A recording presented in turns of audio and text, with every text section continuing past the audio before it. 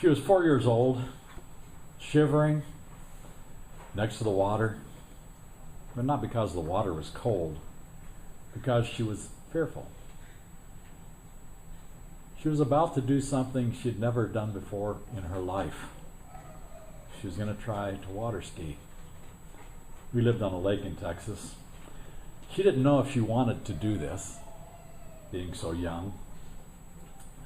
She knew that her brother had done it before, 3 years before, because they were both born on the same day, 3 years apart. And since he did it, she wanted to do it. In one way she did, and another way she didn't. Her fear was real. She lay back in my arms in the water, waiting with her little Snoopy skis on that we had that were barely 2.5 feet long. And she, shivering and thinking and sitting there, and her mother was driving the boat out there, and basically all you had to do is put it out of gear, as light as she was, and she'd be able to ski. But she lay there in my arms, and finally I said, hit it. So Michelle hit the boat, and the rope tightened, and she started up, and she let go. And of course she had to turn the boat around and let the rope and throw it back in and do the whole thing again. And so I put her back in there, and we did it again. Hit it. She let go. She did this about a dozen times. And I could tell what her little mind was thinking, because she said, Daddy, how many times do I have to do this? She wanted to please me, and if she could just do it enough times, that would count. And I told her, I said, Crystal, I said, you can do this, but you're letting go of the rope. You're not falling down. And I said, I know you're scared, but I said, if you're going to just keep letting go of the rope, we will be out here all day. She was fearful. She was very fearful. How many times do we have things happen in our life that scare us? Things that we're fearful of, daunting tasks in our lives. All of us have them at different points and different places. And we don't think we can handle it. Do we simply let go of the rope? Do we have the faith that the one guiding us, who called us, knows what we can and cannot do, and that he'll help? And he's actually prepared us before we face these things. Crystal didn't trust herself. She probably didn't completely trust me. Why was I making her do this? Probably was going through her head. Before you think I was a big ogre, a lousy parent. It was actually a long time in coming. Even though she was only 4, I began preparing her soon after she was born. She had learned to swim before she was 2 years old. She was a very accomplished swimmer, actually, for her age. She could run and jump and dive off the diving board. She would slide down the slide and hit much harder than she would going skiing at 5 miles an hour. We had a trampoline, and she had been jumping on that since she could walk, so her legs and arms were strong. I had actually put her on my skis and carried her around the lakes, standing on my skis, and letting her actually hold the rope at times with me. And so she wouldn't be afraid of going down. We actually let go and we'd go down in the water. We did that over and over a number of times. She was used to what it would be like to fall, and that was done to alleviate her fear of falling. And of course, we were skiing at probably around 20 miles per hour or 30 kilometers, whatever, for the people on the kilometer scale. But she'd be going 5 miles an hour and maybe 70 kilometers at most, because she was only 30 pounds, and we needed a lot more than that for us. I had truly prepared her for what she was going to do, but she didn't know it. Often that's where we are. She didn't realize the end goal I had for her, to build her self-esteem, to give her confidence, to know that she could do something she didn't think she could. She was ready. I believe God works with us in that exact same way. When He calls us, He gives us opportunities, sometimes called trials, that we have to go through. And He does prepare us for those things. He has a future for you if you don't let go. As we read of famous characters in the Bible, we can see how God does things beyond what we ever imagined. Even being in the church and the traveling at the feast, seeing so many people, the things we can do and the friendships we make are very special. We don't always allow for what He is doing or why He is doing it. But He sets events in our lives that make us what He wants for His purpose. And those are for short-term goals. I'm convinced in my life the short-term things I've gone through have helped me with the other jobs I've had. But more importantly, the long-term goals that He has for us when we're spirit beings, for the millennium and beyond in the kingdom. If we turn to Genesis 15, we see the story of Abraham. And Abram, he didn't know what God had in store for him. When he started out, He just told him to leave his country and to go someplace else. In Genesis 15, verse 12, we'll begin. When the sun was going down, a deep sleep fell on Abram, and lo, great darkness fell upon him. Verse 13, and he said to Abram, know of a surety that thy seed shall be a stranger in the land that is not theirs, and shall serve them, and they shall afflict them 400 years. Verse 14, and also that nation whom they shall serve will I judge, and afterward shall they come out with great substance. He was told this 30 years before Isaac was born. He had no children. God was telling him, you're not only going to have children, but lots of grandchildren, great-grandchildren. And he didn't get to see that. But he believed it. But God was testing him to make sure that he could say, now I know. That he would teach his children and do the things that God wanted him to do. 400 years before it would happen, God told him what would happen to his descendants. And look at the incredible events that God had to do to make all of this happen. The trials He put through. And this was all done for God's glory. All the things we go through and survive are because of God's glory. That glory is His. If those involved would only have a glimpse of what would be to come, without knowing who, the what, or the why. God doesn't owe us that explanation when He's putting us through a trial.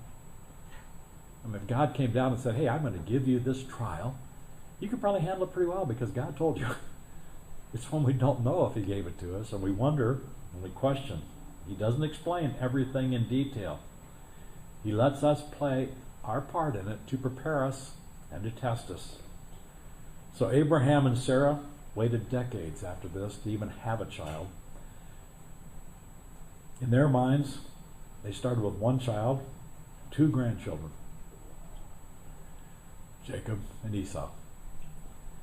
How many could there be in 400 years?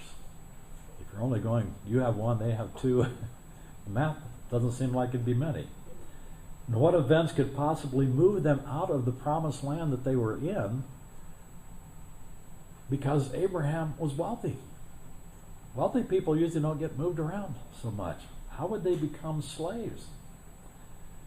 We all face daunting tasks in our lives. Are they random? Or are they for a purpose? How do we handle them? Do we consider them a blessing or a curse? I always think of Ruth with her mother-in-law Naomi. Don't call me Naomi, call me Mara. Naomi means pleasant, Mara means bitter. She thought God had taken her 2 sons and her husband, and she was just cursed by God when actually He was blessing her. Abraham had promises unfulfilled for decades. They were going to have massive descendants. And yeah, they tried to do it their own way. She gave her handmaid Hagar, and they had Ishmael.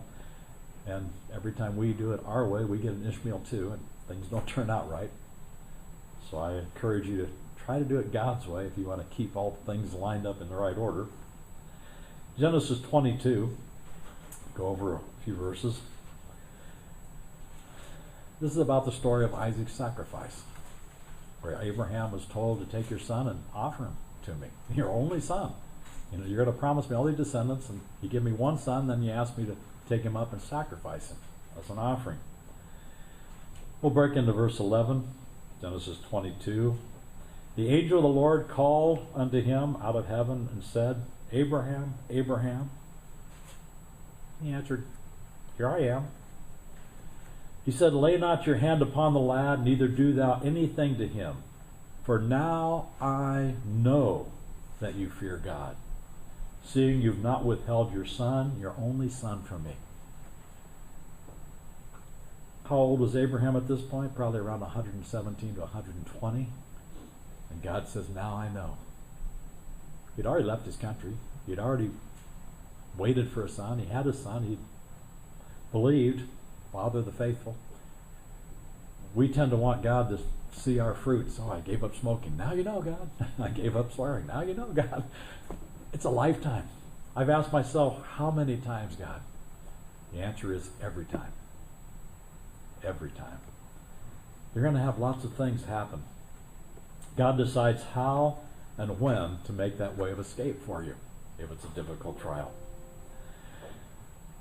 These things are for us.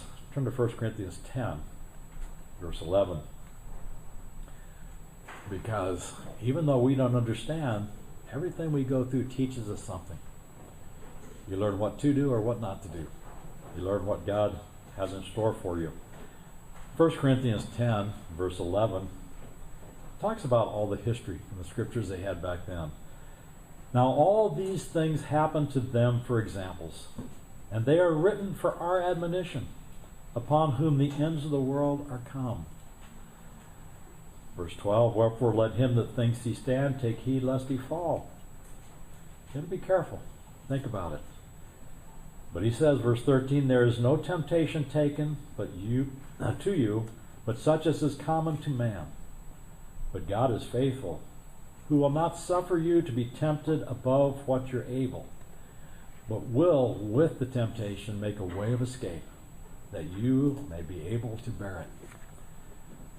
There hasn't been a trial you weren't able to bear. If you didn't, you let go. God didn't. I always think if I fail at something, I think, well, I was stronger than I thought I was. If I let go, God knew I shouldn't have. He trained me to do it. If I let go, it's my fault, not his. You can pat yourself knowing that you could have done it, and you can correct yourself knowing you didn't. But he knows. Abraham did not have to sacrifice his son, but he was willing to obey. And God saw that. Their only son had two sons, Esau and Jacob. Isaac favored Esau. Rebekah favored Jacob. God saw something in Jacob. Jacob had a lot of problems. It was Jacob to whom God was going to continue those promises. But God had to teach this man a few things as well.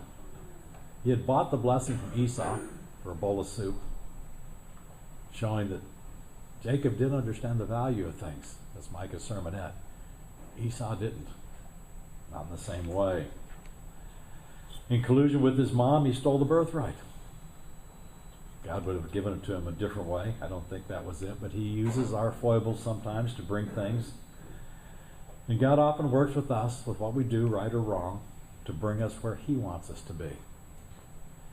When Jacob, with the promise of descendants, began to grow, through deceit he ended up with 2 wives, and they had 2 handmaids. Of course, they ended up with 12 sons because of that.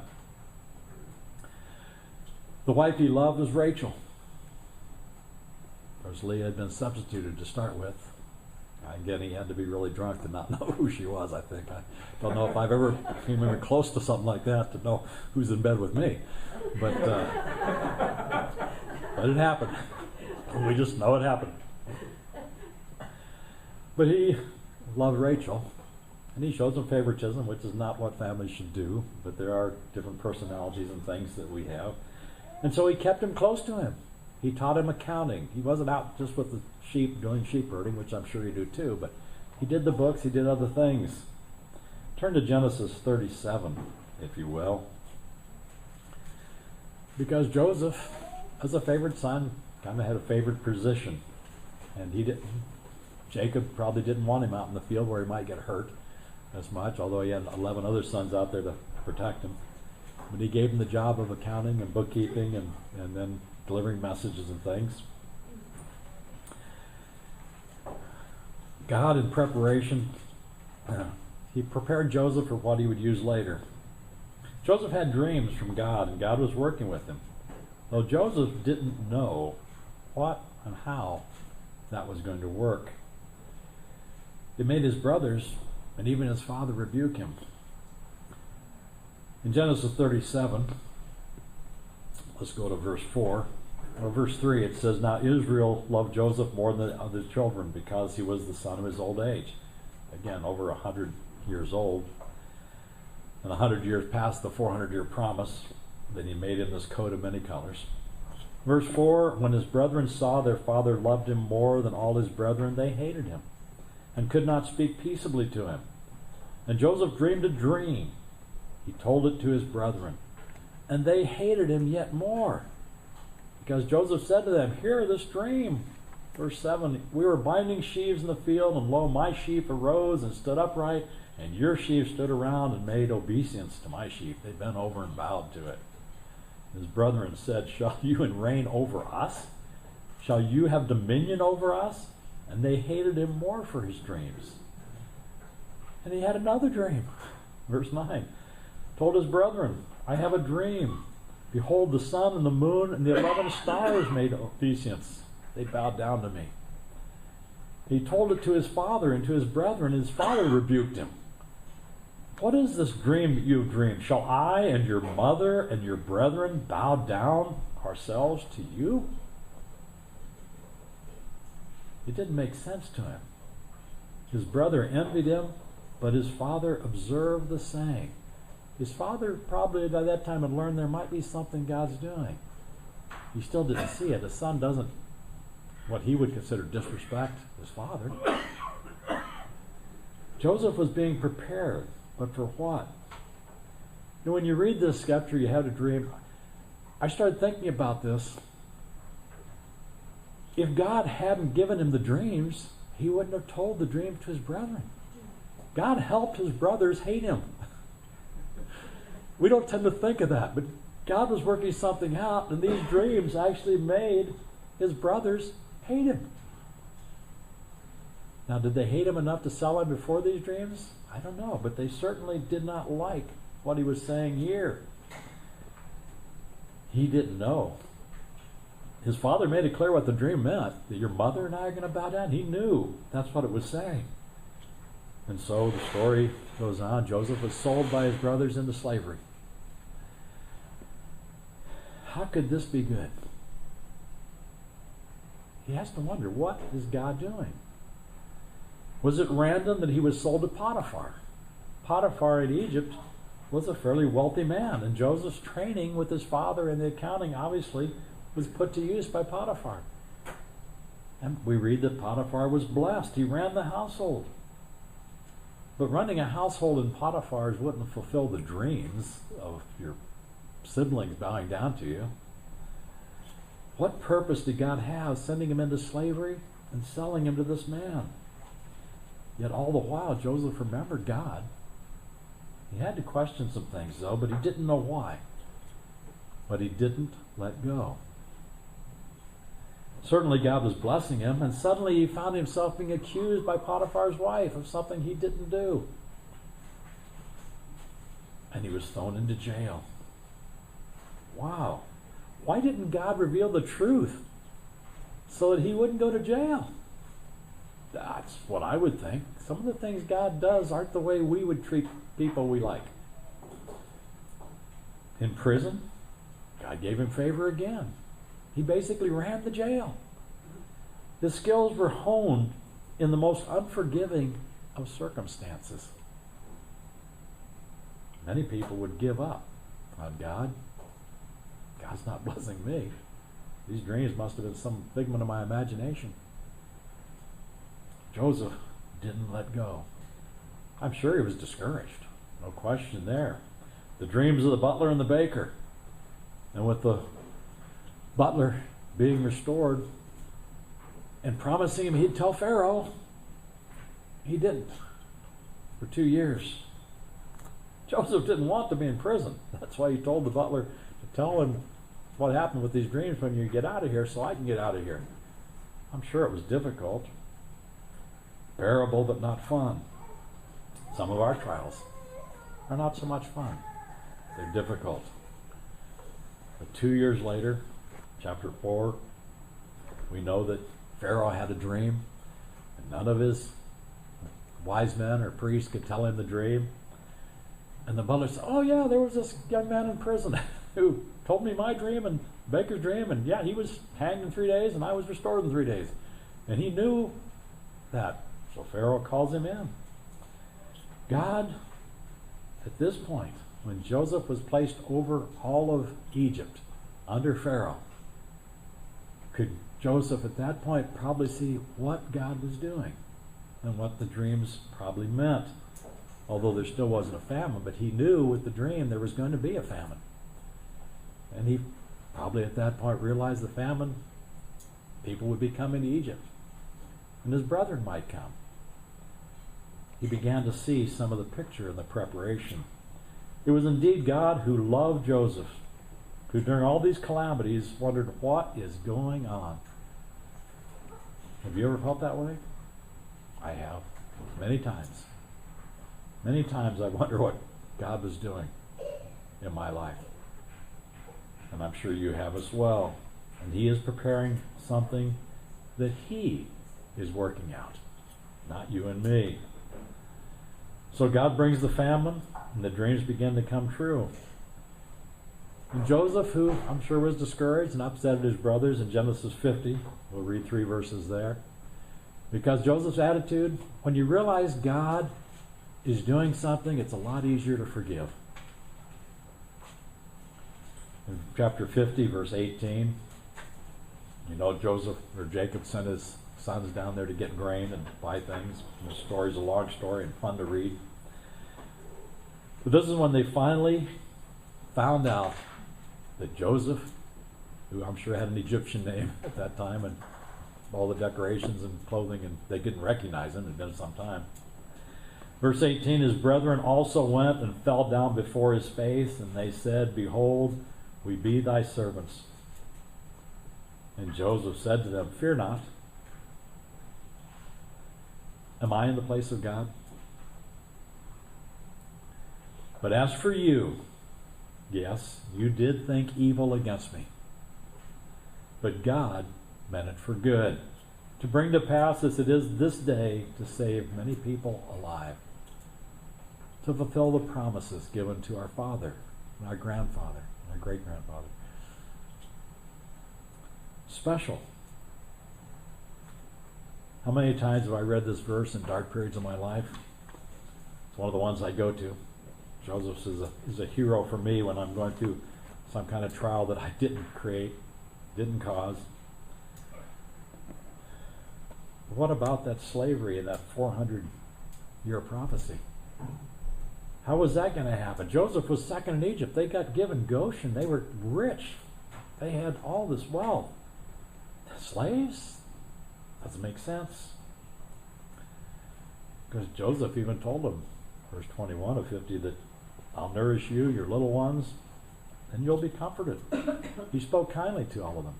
It's a wonderful situation to be in. Your brother is the second man in the most powerful country in the world. Hey, that's pretty good.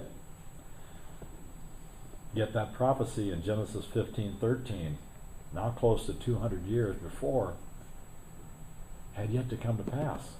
How was that going to happen? Well, next came the slavery. Those favored were now cursed. Wow.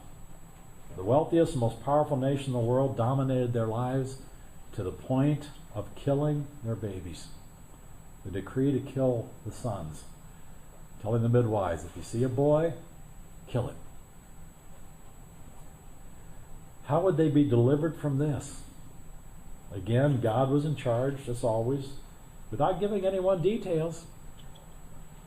Began the preparation for what was to come. God speaks of knowing us from the womb, even before we're born. I'll read a couple scriptures here you can write down. I'll read them before you get there. Isaiah 49, verse 1 and 5, and Jeremiah 1:4, where it says, the Lord called me from the womb, in Isaiah. From the bowels of my mother he has made mention of my name.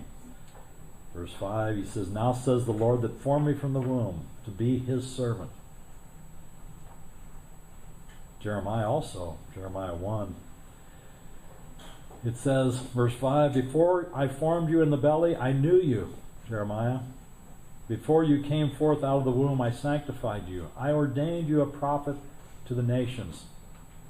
Of course, Jeremiah's answer in verse 6 is, but Lord, I can't speak. I'm just a child.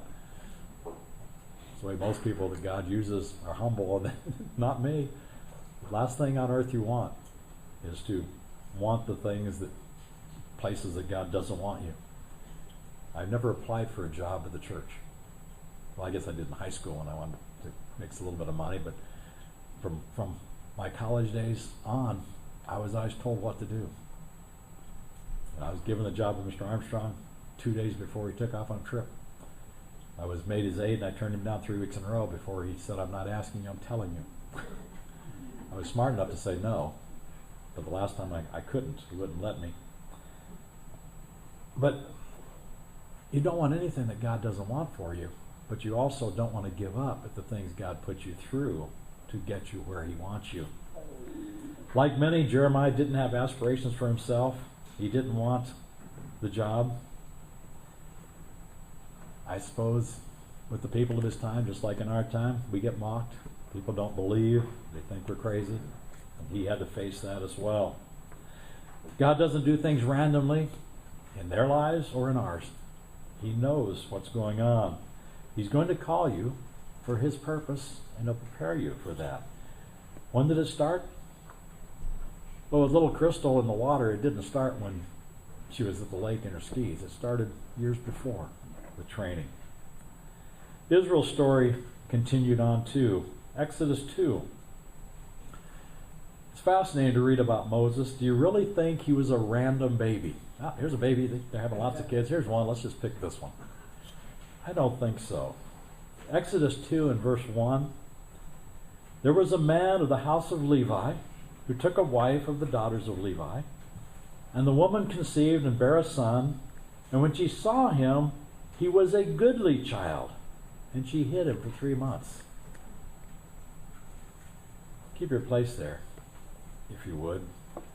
He was a goodly child. God seemed to be involved in what Moses looked like and how he acted, what he did. We'll go back to Exodus 2, but I want to read here. According to Josephus, this is written up by Jared Calloway, a PhD in religion at Columbia University and a professor in Illinois College, taught at half a dozen universities. I won't list them. His research focused on the New Testament emergence of Christian interactions with ancient Judaism in their Near Eastern environment. He writes this: during my pursuit of ancient quirks, I want to discuss the strange first century interest in Moses' beauty. I have discussed it in Hebrews 11 and Acts 7, in Philo of Alexandria's recounting of it, and now other prominent first century Jewish writer, Josephus. Josephus picks up on the broader first century promotion of this fine physique of Moses. But there are some major alterations, dislocations, and expansions with the various writers. To briefly recap, previous traditions directly relate to Moses' beauty at birth as a reason why his parents, particularly his mother, decided to save him. Although Acts 7:20 merely notes that Moses at birth, quote, was beautiful before God, unquote, Hebrews 11:23 reasons that, quote, by faith Moses, when he was born, was hid for 3 months by his parents because they saw that the child was beautiful. Both built upon the reasoning found in Exodus 2:2, seeing that he, Moses, was beautiful, they sheltered him for 3 months. Philo readily exploits the rendering of Moses. He uses it exegetically to explain why his parents saved him, and other parents did no such thing, and why Pharaoh's daughter took an instant liking to him. It all came down to his appearance. Moses was a beautiful baby. Was that by random chance? Did God put the genes there for that? Most of the time, it'd have been an ugly baby would Pharaoh's daughter have wanted it. There's things that God makes happen to make things work the way they are.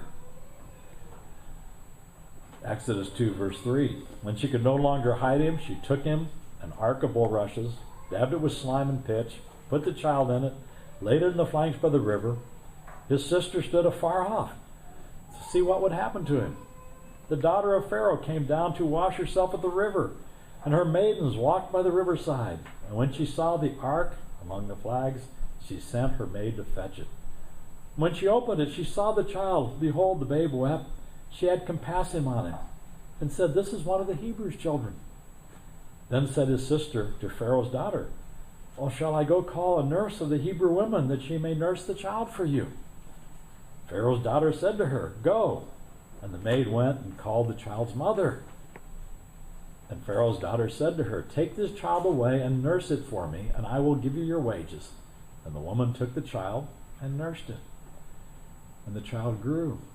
And she brought him to Pharaoh's daughter, and he became her son. She called his name Moses, because she said, I drew him out of the water. I taught a class in child growth and development, and they were talked a lot in there about the character. That they said that mostly your character is pretty well developed by the time you're 4 years old. It's interesting, back in those days, they would tend to wean children until they were 3-4 years old. It wasn't uncommon at all. But God not only saved Moses, he let him be weaned by his mother, an Israelite, a Levite. And God was preparing him, getting ready to prepare him for the largest organized movement of people in the history of the world. What was his preparation? Well, in Acts 7:22, you can write that down. I'm going to read one verse. It said, Moses was learned in all the wisdom of the Egyptians and was mighty in words and deeds. Egypt was the most prosperous, most wealthy, most educated nation on earth at the time. And Moses was learned in all their wisdom. How to read, how to write.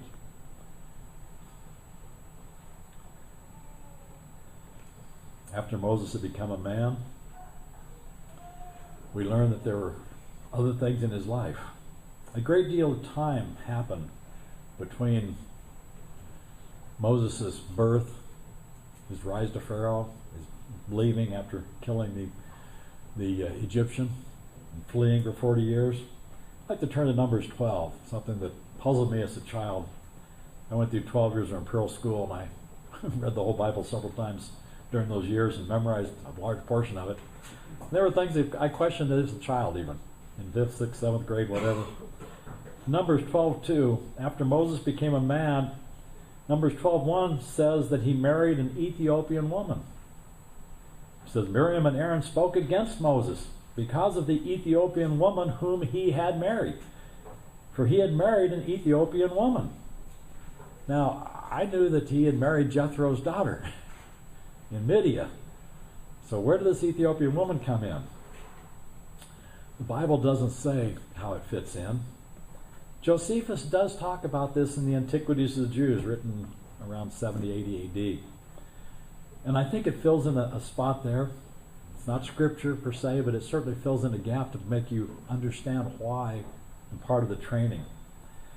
Josephus writes, when Moses reached his manhood, there was a great battle fought between the forces of Egypt and Ethiopia.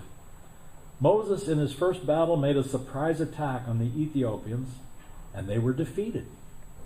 They began to flee Egypt, and Moses followed them all the way back to their own country to engage them again in battle. In the end, the Ethiopians retreated to Saba, the capital of Ethiopia. When Moses had punished the Ethiopians, he celebrated his marriage to Tharbis, the king of Ethiopia's daughter, who had fallen in love with Moses, and gave herself to him to spare the city. Is this true? The modern historians didn't think. They never thought Ethiopia was strong enough to do that. But for many years they laughed at the idea Ethiopia could have been strong enough to attack and conquer part of Egypt. In 2003, an inscription was found on a tomb in Eklat detailing a massive invasion of Egypt from the combined armies of Cush along with its allies in the neighboring lands in Ethiopia. Many cities along the Nile were indeed ransacked by the Ethiopians for their treasures. Moses led the army that defeated them. And the daughter of the king, when they realized their city was going to be destroyed, offered herself to Moses. Now, you got a prince of Egypt, a prince of Ethiopia. I mean, how many times has that happened in Europe?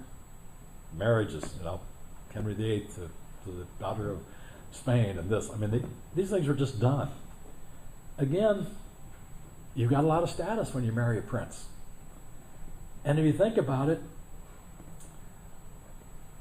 it was a very significant event because this lady, when he fled Egypt, it didn't seem like he's married because he married Jethro's daughter.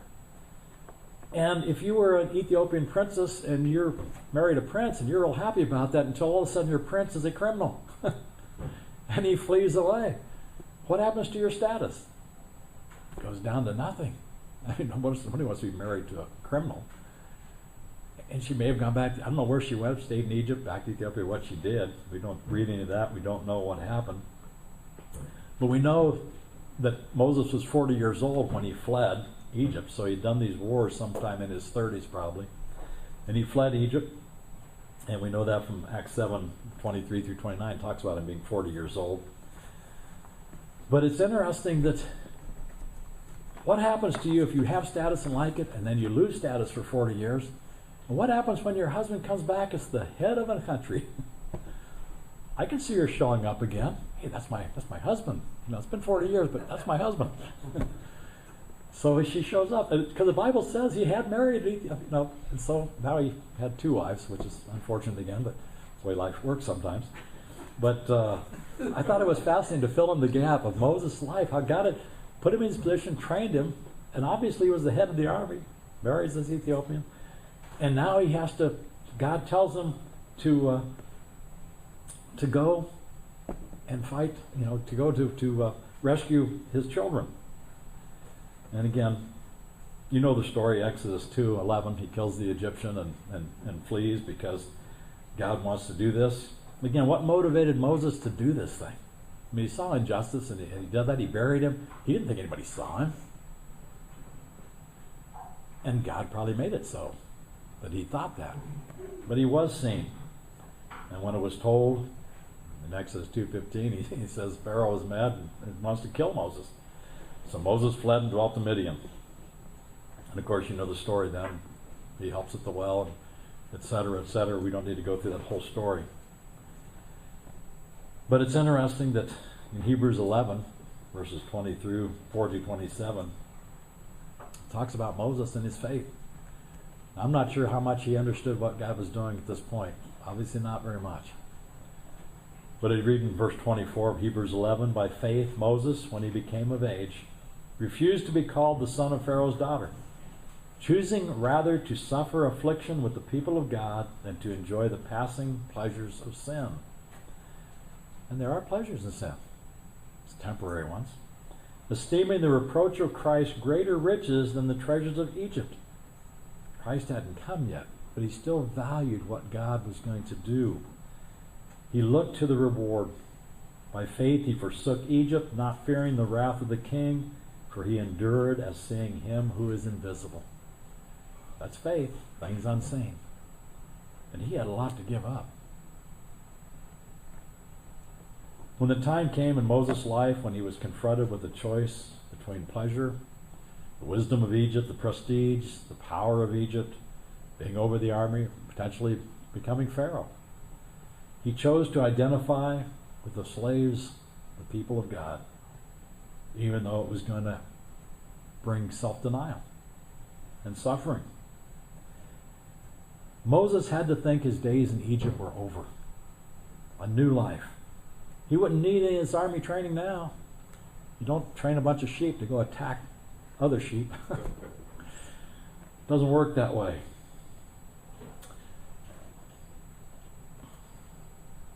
Exodus 2:16, back to Exodus 2 again. The priest of Midian had 7 daughters.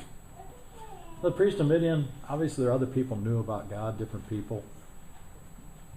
And they came and drew water and filled their troughs, and the shepherds drove them away, and Moses stood by and fought them off. And they came to their father and said, "How did you come so soon?" She said, "Well, this Egyptian helped us at the well. God put him there." And the father said, "Why didn't you bring him? If he helps you, you just leave him out there?" So they said, "Where is he?" And he called them that they may eat. Moses was content to dwell with the man, verse 21, and he gave Moses Zipporah, his daughter. She was not an Ethiopian. Moses had been thoroughly trained, not for war, but for organizing Israel to lead them.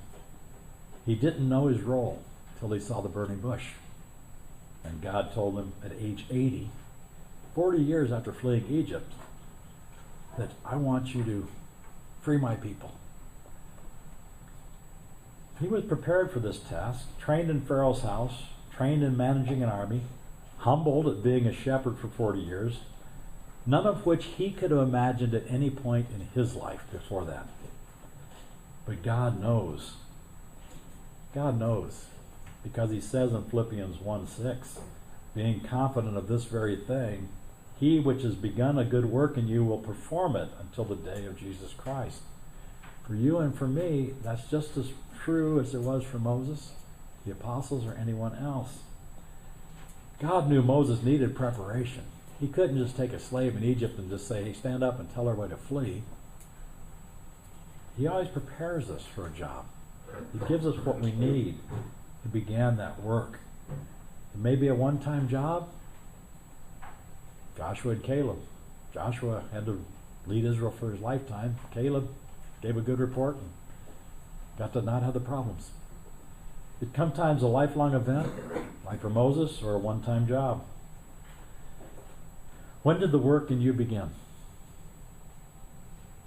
You know when you heard a broadcast or you saw a magazine or when you were baptized, but did it begin before that? I think it probably did. I had prepared Crystal, teaching her to swim, standing on my skis, letting her go, fall down, holding her in the water to finish the event. And I said to her, "Don't let go." She didn't. I yelled, "Hit it," to Michelle. The engine roared and Crystal popped up out of the water. She skied all the way around the lake on her first try. 5 miles an hour, it took a little while. And she never looked back. She did it. She was so happy, so proud of herself. She never looked back. It wasn't necessarily skill, although it takes some skill, it was preparation. It was letting go of fear. And just knowing that God, she could trust herself and she could trust me. And when we let go of fear, we can trust God implicitly. That he has prepared you for what he will have you do. Preparation is not always easy. You may not know you're being prepared, but you are in some way. Those choices put before you are choices that God places for you to be prepared. Each year we get another class at ABC. They're moved to apply. I don't think it's by chance they give up a year of their life. Michael and Ariana are 2 of our graduates there. Was it chance? I don't think so. They both do important work for us now. Do a good job. Micah did a great sermonette, better than his speeches. A little fast though. More pauses, Micah. Uh, but all of us, God puts us in place and opportunities because there's things to go on. God has a plan for each of us, each of you. Our skill sets are all different. Our goal is the same, be in God's kingdom, to serve with Him and with Jesus Christ. Turn to John 17 if you would. Satan's world with all its problems, magnified in these times. COVID to me, but the mandates and things, and the requirements show us that how the beast power is going to rise and control our lives as much as possible. John 17, and talking to his disciples, verse 14, I have given them your word. The world has hated them because they are not of the world, even as I am not of the world. I pray not that you should take them out of the world, but you should keep them from the evil one. They are not of the world, even as I am not of the world. Sanctify them through thy truth. Thy word is truth. We have one book that we can truly believe. You have sent me into the world. Even so I have sent them into the world. And for their sakes I sanctify myself, that they also might be sanctified through the truth. That's the sermonette showed. Christ's blood paid for us so we could have that truth and be sanctified. Neither pray I for these alone, but for them also which shall believe on me through their word. Every character in the Bible is unique, with unique preparation for the assignment they have then from the future. In a world that values winning over character, you are asked to build character. In a world that values outer beauty over inner beauty, you are growing in that inner spiritual beauty of truth. In a world that values accumulating wealth over giving and service to others, you are told by Christ to be a servant. This world and its values is about to end. God has called you and me to be part of a new world order. God has prepped you in ways you don't even know. Things that we will find out when we're spirit beings will probably surprise us. I know with me, my dad died. I went to Imperial for 12 years. I knew the scriptures well. I knew all the players when I became Mr. Armstrong's aide. Every time he'd ask for something somewhere, I knew who to call.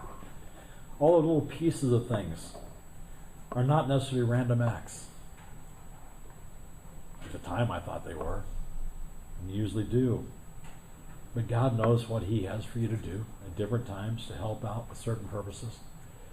You know, Brother Campos was never expected to be doing what he's doing now when he was born in Mozambique and South Africa and here and the Portuguese language. I mean, no kid thinks of something like that. A whole different life ahead. And each of us, each of you could tell a story the same way. Something God has. Can God say of you, now I know? Well, you're still alive, so not yet. Not yet. Getting close for some of us. It often means that we have to do the hard things over what seems easy. It means choosing right over wrong. It means choosing truth over the lies of human reason. It means faith and trust that you're being prepared for something much bigger than you can know. Moses didn't know what he was being prepared for. For a 400-year-old prophecy given to his ancestor, Abraham, and to Isaac and Jacob.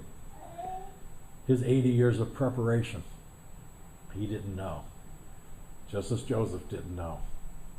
But what they went through prepared them for God's use at that time, and certainly in the future.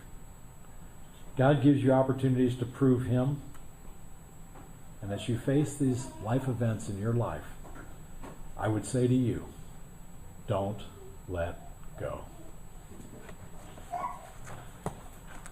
Thank you for letting me join you today. It's always a pleasure to speak to God's people. And I hope Michelle was able to keep up with me. And a good day and good evening to all you online. We will talk in the Q&A.